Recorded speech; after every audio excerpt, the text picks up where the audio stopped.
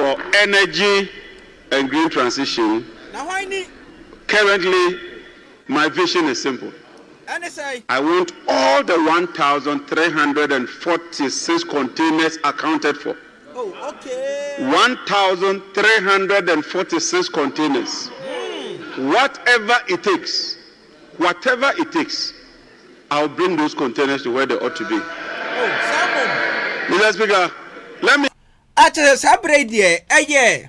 Energy Minister, Mr. John Abdullahi Jinapo.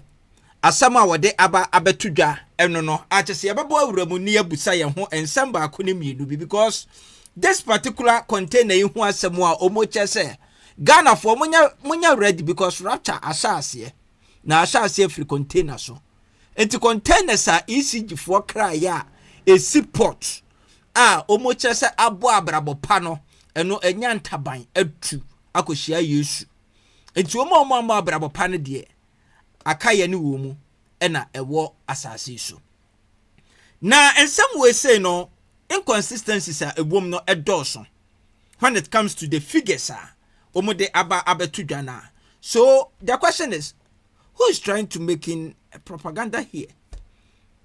MPP ni NDC no why pa na de Ghana for adwene edi agree ache se bebo awram na edi eho enkomo se eyampa se containers bi eye 2,000 plus etumi ebi ayera 1,000 plus ayera amanaka 1,000 plus ache say the figures no ebetudwa na videos aba abonten no yakom na ja yedi eho enkomo eno tin ya na so do adwenkyere ato comment section no ase na yedi enkomo edi efri hono.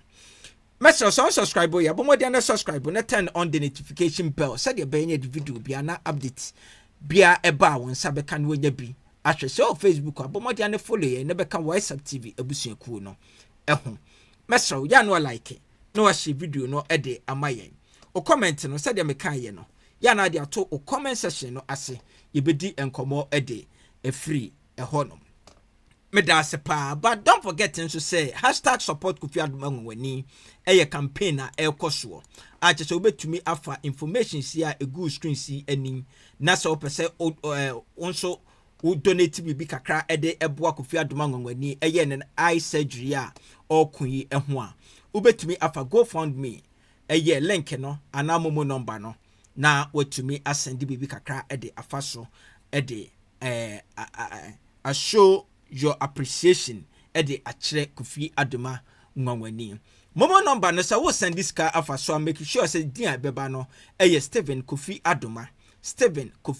Adoma sa edin we say no say ama me pacho and send this car emfa so what so open information no ni tietie ma akọ YouTube ade description box no ubenya information no ewa ha say na chese ne what to me afa so asendi bibi kakra ede aboa beda se pa anuti omanga na yimu de kame akwakoye se yani a yakoye neutral people no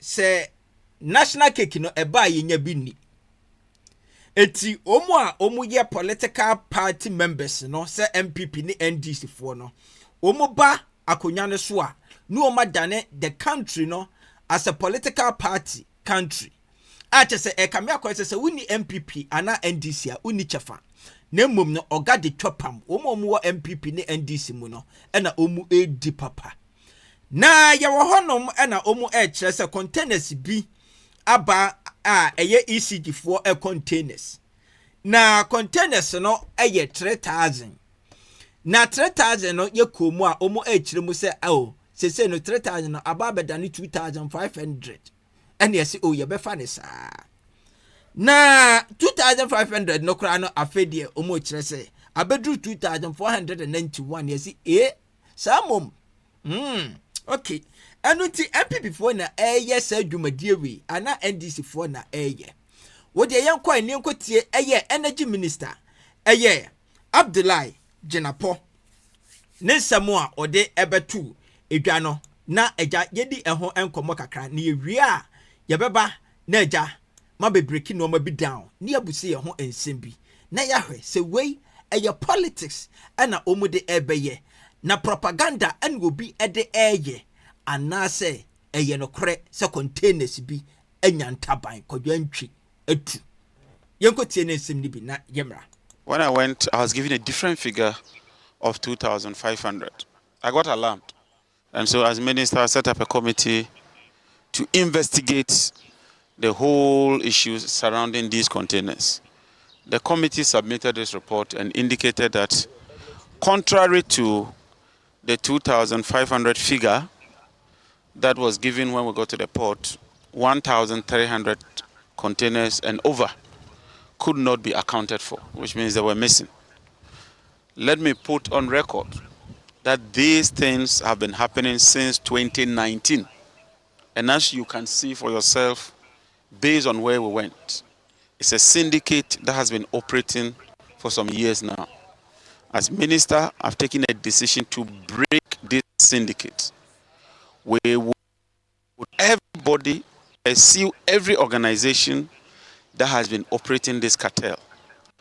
Clearly, as you can see, these are ECG cables. They are meant to be used by ECG. But they end up in these factories and then they melt them in their smelter and produce aluminum rods. That is criminal. I've realized that some misguided element wants to play the NDC MPP politics. Let me assure them that is not going to work. As minister, I've sworn an oath, and it's my duty to ensure that the right thing is done. We would pursue them and ensure that the perpetrators are brought to book. We will do everything we can to trace these containers because they have serial numbers, they have manifest. And let me thank the port authorities and the Director General of the Ghana Ports for cooperating with us and providing us with information. And also to thank the general public. They have been providing the security agencies with information that has led to the arrest of these people. Where we are here, as you can see from behind, a lot of ECG cables stuck in this warehouse, and they've all bolted. Indians and Chinese people have run away. So far, some people have been arrested, and we would ensure that the law takes its course. Why we have this problem is because if you look at the records, and I have the report here, in 2014, ECG's planned procurement was 1.397 billion.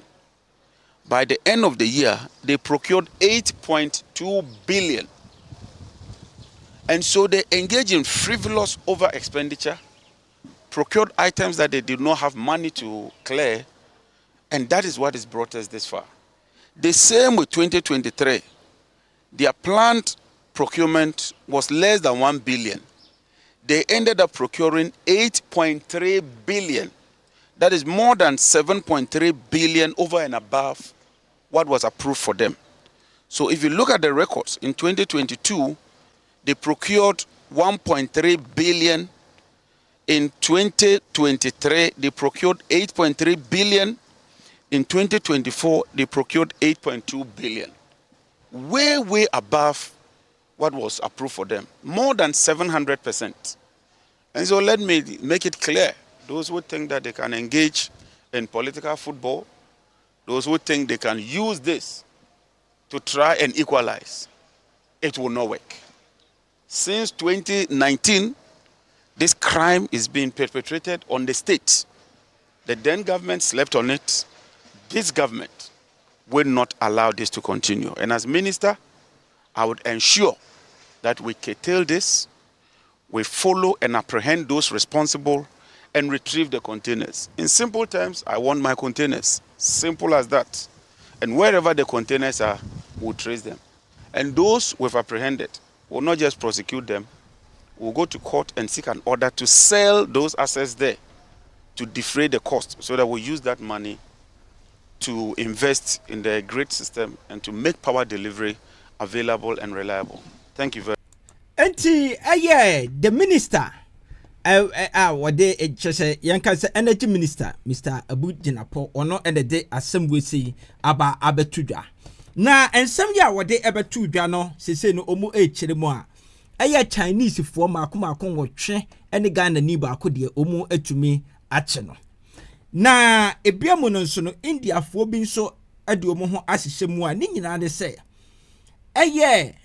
containers a ekura ECG for cables a wo mu de eba omanim se wo mu de eba beboa na yen light anase yen kanea ho adwumadie no akoso no omu enya edeba na ne minim omai ha dwen because yensa enwene sa di we se ho omai a abanim se electricity ho ensem eye problems ana eye problem ewo omanim na ECG akra eye enoma aba yesi ECG fo ni sika omudi beji noma no ti asem ni yo ECG fo ebebo ka twitwiridie akokra noma ede aba ni nyina ne se omude ba be ye adwuma ama oman no se de be ye kane ahonsem ebekosudie ede amaye.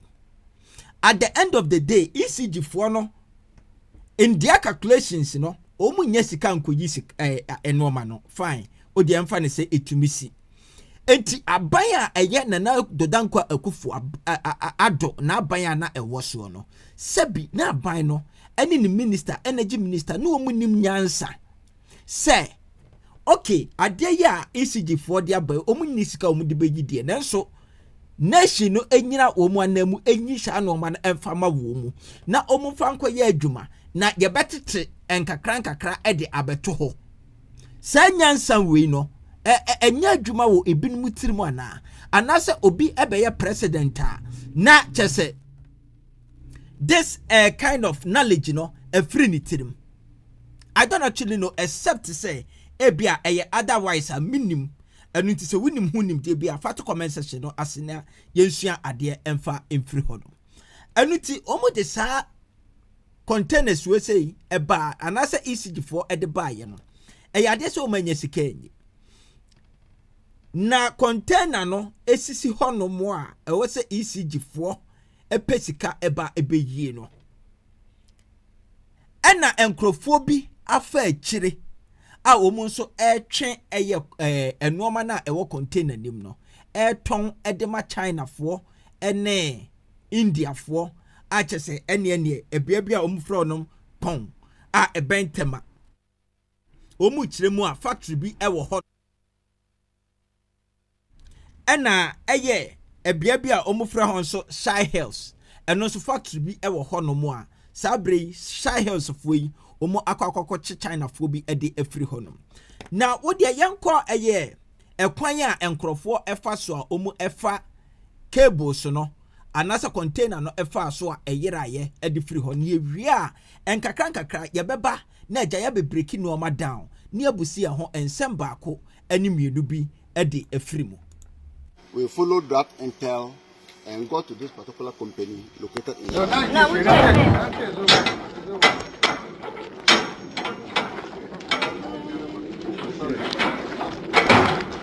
cable.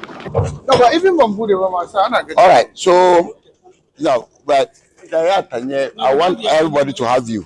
There are many, so we need to.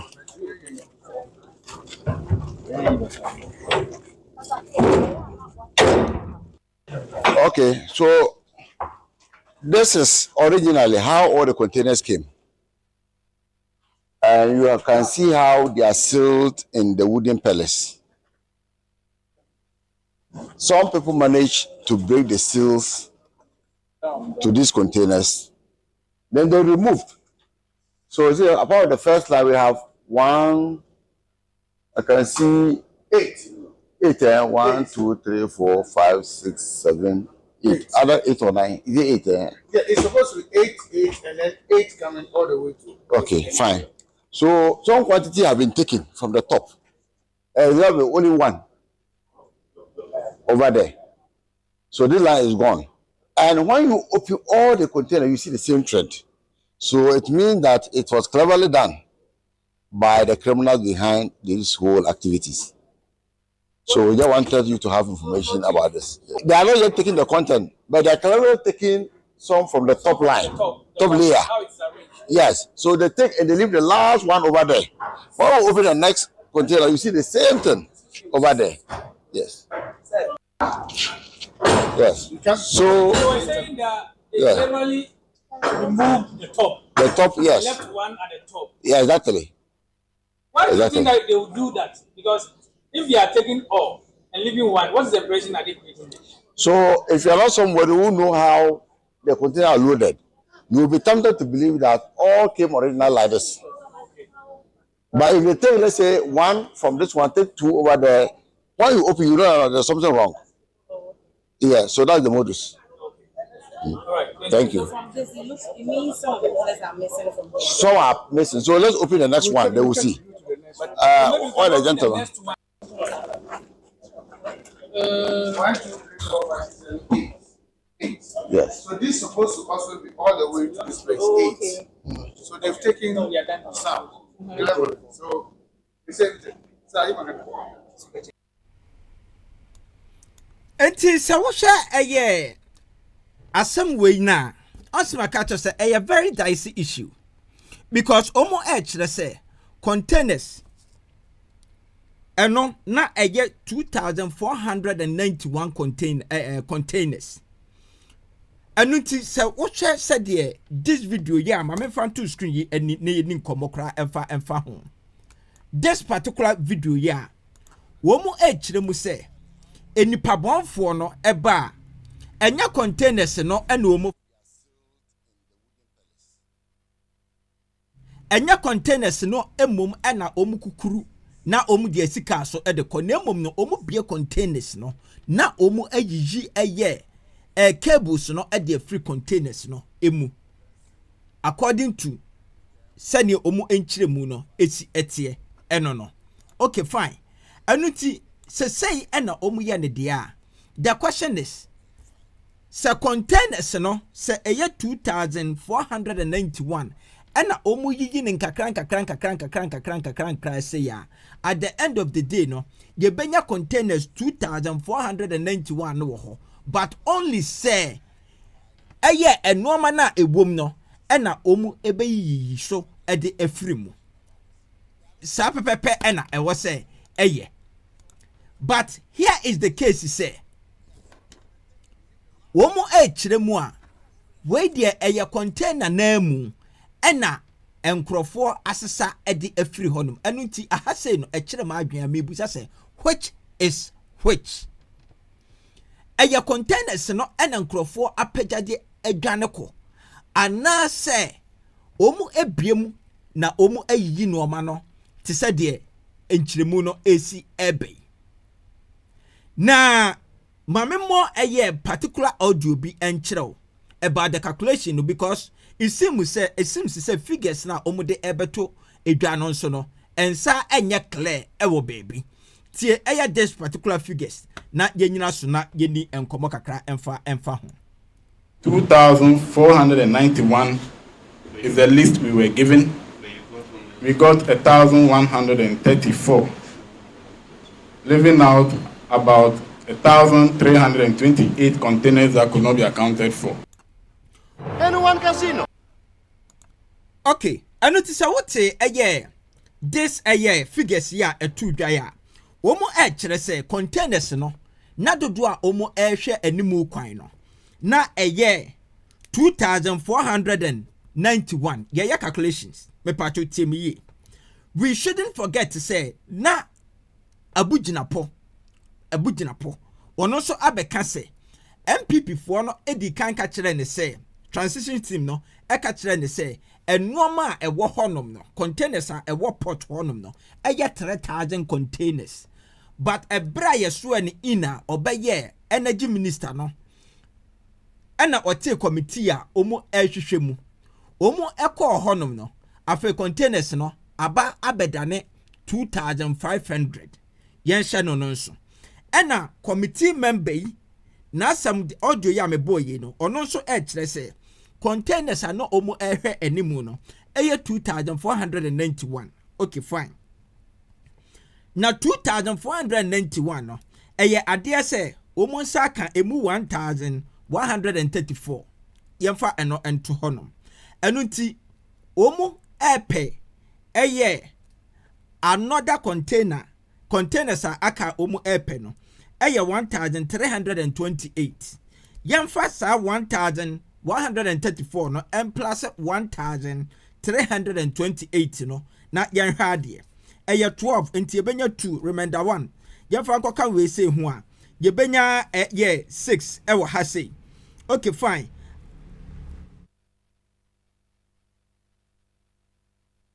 yes yebenya 6 e wo honom afa ni enya 4 ni enya 2 enu nti yebenya 2462 me pacho yentie ni ye enti based on figures a wode ebetu dwa no say ye calculate ni ya 2462 meanwhile nso no omu eche say ye hwehwe container a 2491 anuti the question is wono na aye mistake e wo calculation nim Jenapo na aye mistake e wo no so ni figure wo de betu edwanim ana say figure na omu epe no 2491 na momu no say no eso asa ate e de aba 2462 which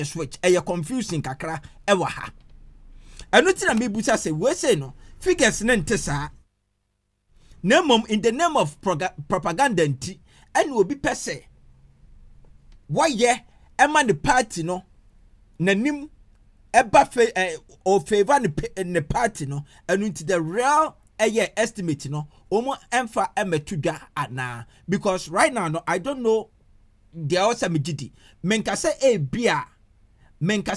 bia containers enyeraye because the man here me wan say port honum no ade say cameras atwa honum nyina ahia anuti kwan bai so ena nipa no etumi ewiewemu ekọ honum a okọ yiyi saa no ma ati say ya ene cameras kura entumi entwa nkrofui me pacho asam no say MPP for ehubon mu a we say no ya meye MPP NDC sem sa na NDC for ehubon mu a ejajenapo ya meye MPP ne NDC sem na mum yemfa no kore no entu ba bi a eda na omu enhia law no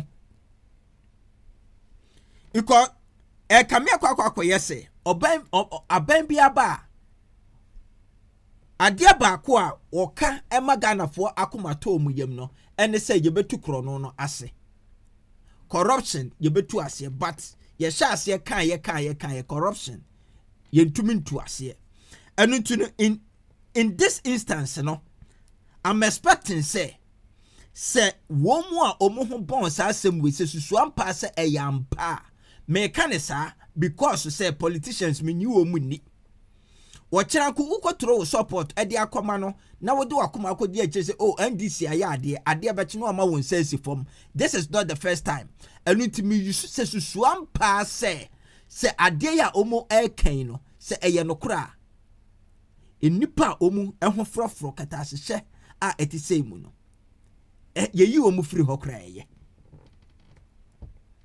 because menka say nipa kumu ye but tie masem ni ye right now no the state on mine no ewom no say NDC efeli say proye ne kankan omu ebetu ase a the next thing eyade say the chaos betumi abo man nim me so bi kutupa but me susuye mu na me kire ebetumi the chaos aba oman nim because right now you drew age bi any stage bi a oman ma no yahunu the corruption no ni su ene ne ban esitie enu nti ya bre no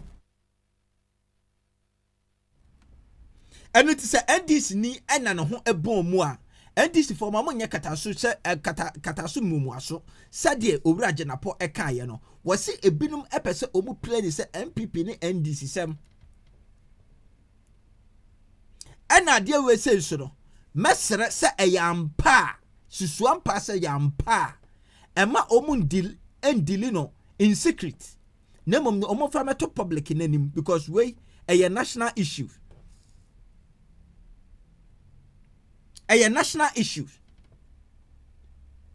ɛno ti sɛ deɛ mɛka no ɛyɛ adeɛ sɛ saa bere deɛ ɔmo kyerɛ mu a China foɔ ɔmo atumi akye China foɔ bia enipa bɛ 8 ɛna Ghana ni a ɔno nso egyina hɔ ɔmo ɛkyɛ sɛ ɔmo ɛna ɛyɛ frakadamo a yɛwɔ enipa ahodoɔ nso a ɛgya ɔmo ɛyɛ at large a kyɛ sɛ apolisifoɔ ɛne intelligence egu so a ɔmo ɛhwehwɛ wɔ mu sɛ asɛm wɔ ɛyɛ ampa deɛ a na neɛ Ghana ɛyɛ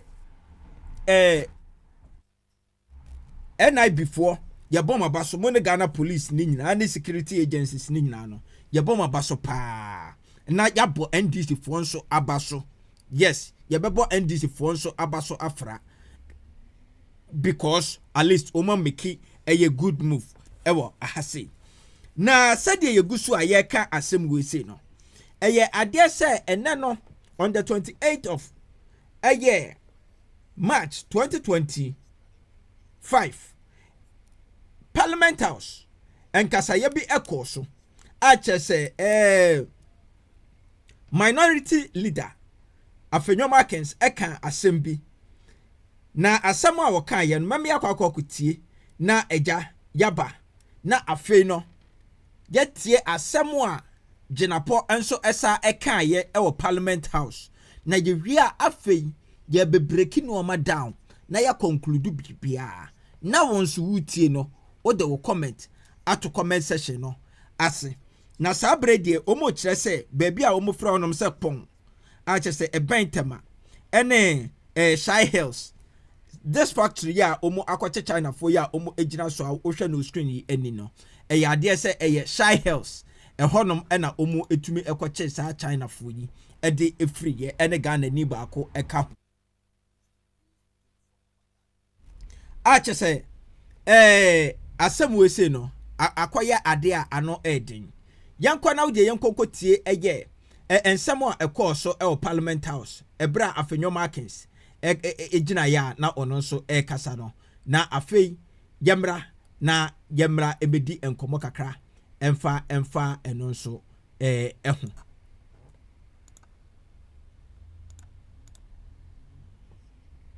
I had the privilege of chairing the board in July. Because I'm a businessman, the first question I ask myself is that how can ECG award a contract? And when the contract is awarded, all the person does is deliver at the port, present bill of lading, and request for payment. I said, with the greatest respect, I don't want to use a word. This is Parliament. I was shattered. I said, how? And ECG would have to pay. So I realized that ECG was paying a lot of bills when they have not even had access to the goods. And when you ask them, I asked the procurement manager, director of procurement, a question. I said, why did he say, oh, chairman, this is the practice since. This is the practice. And they will bring you document. I listened to honorable member for Sekendi, lawyer, you from Sekendi, question meeting, and I am adopting his submissions as though they were mine. The time has come. This politics, somebody says MPP, NDC, it's a system problem that I will any day support this minister to embark on reforms. How come containers at the ports, containers that have arrived, the bureaucracy at our ports, they say the containers are missing. Mr. Speaker, it is true that when these containers come, there is some connivance with some customs officials, and they sell these containers, these cables that ECG needs after the supplier has been paid. They sell the container, and then people resell back to ECG. Are we pretending we don't know? Instead of us to pay attention and kill the rot, then we come here, then MPP, NDC, so now they say, oh, maybe it's happening on the MPP, it's happening on the NDC. No.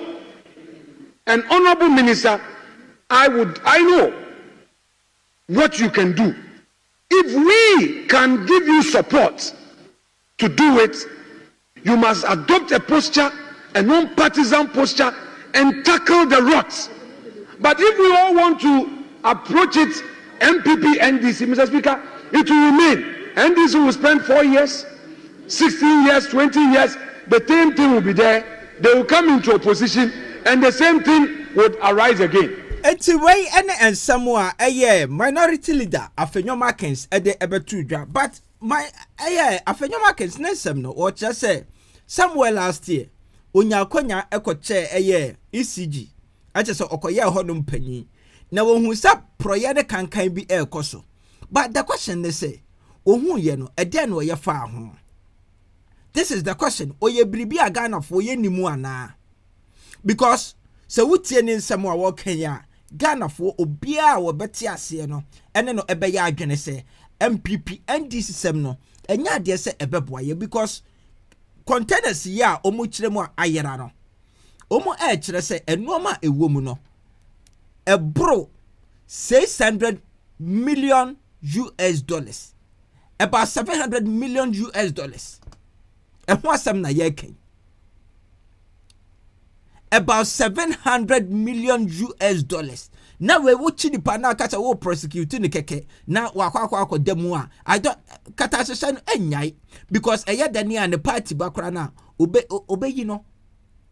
But here is the case. It says here chili pano near mabi kwanenia the original chili no besuya nyansa e de free ho. This is the only way I bet to me afa so bet to me e de 2 a year corruption ase ewo omanya yiwo mu. Because it seems to say a year political parties you know democracy na ye de ahye wo mu nsa no. Se omo enfa en govern a year oman no. Omo abuse a year democracy no. Omo afa democracy no ho edin kwase asem na eduru time a wan hwe ni ye na democracy e dia mamu a mompe wan hwe ni ye na man treat no man fa nyansa anto ho na man treat ni wella. At the end of the day mo be pay the other one no. At the end of the day someone pay democracy na mo be pay the other one. And it me nwanwa say right now anka yes democracy you better take me I take your opportunity aye woman ne kwan so niama mra no aye adwuma no enam mom ene ya abuse democracy no ama democracy no abeda ne kankan ene project sabre $700 million obi atumi afa ni nyina ne say omu kotwe no ma na no makoton ama China for no na de China for no omu ye no unim omu na ne eye cables no eye ECG for edia no a Ghana for yakra de free amanone ede aba na yatua sika enye sika ketwa no omu de ba oman ni mu a na sa kromfo we say ekuku hwia no makwakoto ama China for no na China for no anane no na omu de aye aluminium eye rod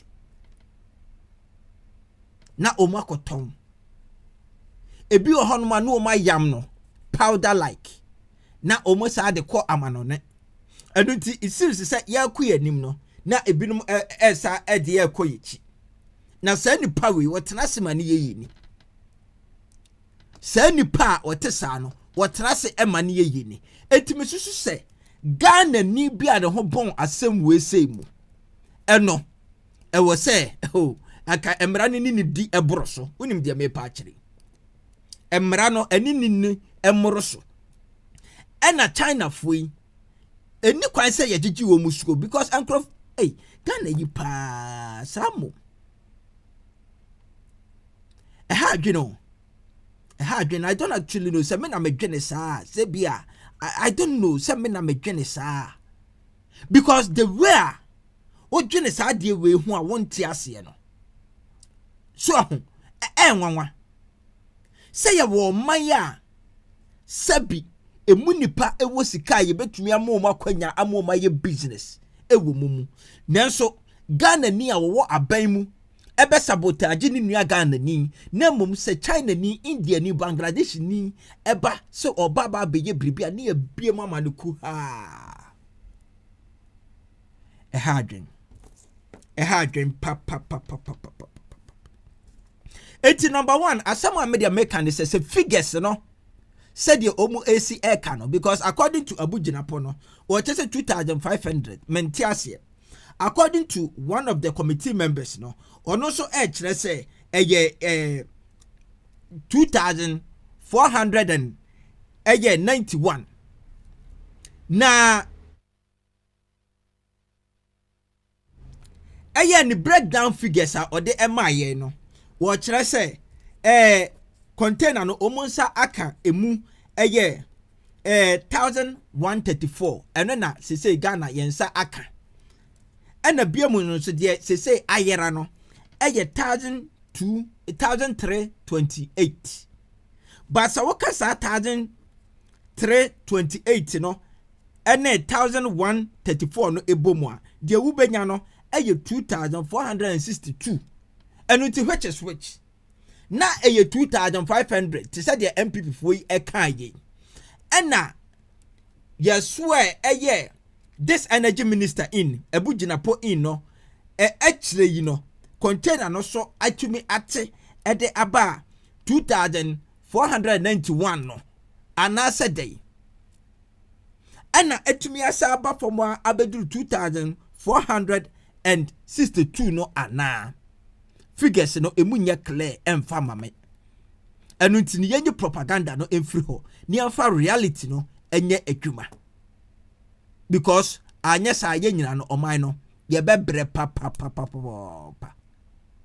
ye bebre ye se ebia omu yewe na omu de akere se ene orafo yi ene IGP obaye omu ebo adwuma fine enoma bi sei na yepe se adwuma se ne yepe se ehunu se mo bo se ne proye ne kankan ekoso a mo na na di nkyira wo man no na mo deal with sa proye ne kankan no because anunti ene yayi mo se only say true dia ye bom abaso but se ankoye no kura na ye koye ne konebra na ochina cocaine ba beda ne konkonta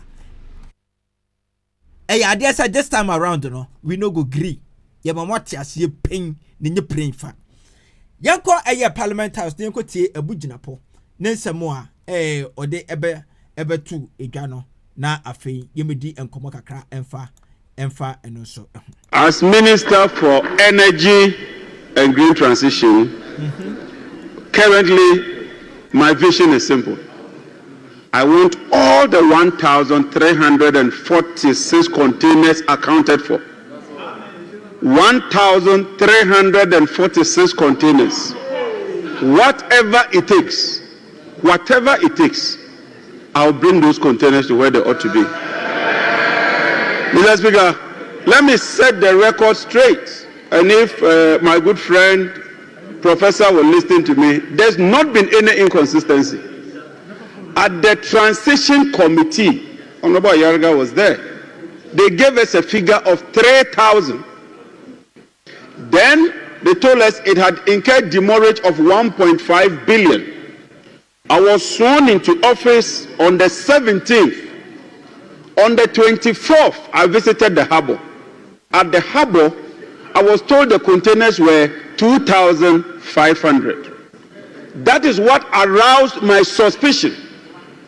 I didn't say at the harbor that the containers are 2,500. I couldn't have counted 2,500 containers instantaneously. And so from 24th, I went to brief the president on 27th. And by 31st, I had established this committee. There was media coverage. And we took Professor Senyo. He's a chartered procurement expert. The report was submitted just this week. It was during the presentation of the report that the committee told me that contrary to the figures they were giving you, over 1,300 containers cannot be accounted for. These are the facts and nothing but the facts. Mr. Speaker, these are the facts. So those who are on social media and trying to play the political game, let me assure you, it will not deter me. Yesterday, when President Mahama called me, his message was simple. Jinapo, you have my full backing, go the full throttle. And that is exactly what we are doing. We've already arrested some Chinese nationals. We are on the trail of some Indian nationals who have bolted. But you know, this is a house of record. And so I'm being very, very cautious. I've received a lot of briefing. And I'm getting to know those who are behind it. This has been going on for years. I will stop that, and it will stop right now. It's not just going to stop. We shall retrieve the containers of the materials. We shall prosecute the perpetrators, and we will prosecute the perpetrators, and we will sell the rods to recover the cost. Anoti Asamoah energy minister Mr. Jinapo esa ede abetudwa no. Asibakacho said this one no containing lots of inconsistencies. Ose say no oka no ose say containers are almost a ehwe animu no. 1346. Anoti according to ono no hub of one exchange 2500. So we should stick to 2,500. It also contains a Ghana for yen sakani nyano. 2,500. Even in po say other 500 now making a 300 no. Ye beka who asem later krana. This is on the record. Anuti omunko ensamre bio. But sabre de adia say said ye unhunu ye no China for no omu achibi. Omu achire say India for bi enso eja omu edwane a omu epe wo mu 40 containers omu echese omu nsa aka ene ade a chese o kire se enya de se containers no nko akra na enkrofo no ede beba anasa chenkwa na ebachi wo mu won de ope containers no se containers no ye nya kosi 2500 na nani beje pa but right now no yes but right now no eye ade se so wo anya container na ene factories ne no ma wo ho nyina no ombekọ akoton na omude aba abete eka no omanya yetumi ekra containers 3000 na yenya sika nyi mo family president o na me wono mo pa we bredi ma oman no so ho unya sika nyi na president awote so aban any energy minister nyansa antumi ama mutirimu say ene yenyi because at the end important na yan negotiate with port authorities na ne ECG fo no de ye omadwuma wiea na omoye omadwuma no ombeba ba betua sika no even with some small interest krana anka it make sense but ebema na si ho na ebinom atwe akoton ne kakra bi de ama China fo ene India fo yani ara ya asasini o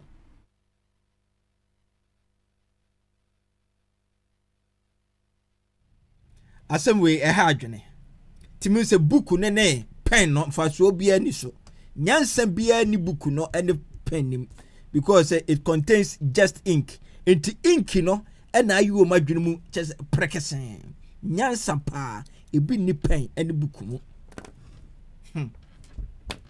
I said we ene ye said bu o man a eseye nyina pa enti say no eyade say John Dramani Mahama wama green light send ne energy minister wone security agencies no entumi entimi app na che send ne omu a omu ho ebon mu no omu emfa emra kwan so drop agyenkyere efa to comment section no ase ugidi sade we pa no sa pepepe de tie adanje sade tie drop agyenkyere to ho no mo na ensem akoso nyina no otibi oso agyenkyere ewo ho ene sei Mr. Subscribe ya bomodi and subscribe. Na turn on the notification bell so the be the video be na update bia eba wo nsa betumi aka no nya bi ahwe. So Facebook a mesro ya no wa follow ye no abeka WhatsApp TV ebusuaku no ho. Mesro ya no like no share video. Yes, ya no like no share video no de amaye. O comment no fat comment section no as you bedi nkomo de efri ho no. #support Kofi Adoma ngwani mema remfri campaign a koso. Mesrewo se onso ubetumi abomodin a na wa donate bibi kakra de a support Kofi Adoma ngwani ne eye surgery no ho ensem no na open information no ni tietie ma ko description box nim e wo YouTube ase ubenya ni na de afiri mo na onso wetumi aboa kwan a obefa so a ye friend say wa hoodin ebetumi no eso se wo send this ka bi e dia fan Momo number no so a edin a ebeba no eye Stephen Kofi Adoma edin foforo bi eba en send this ka emfa so ye besa ahia bio ne abedin komo ba until then no de makraw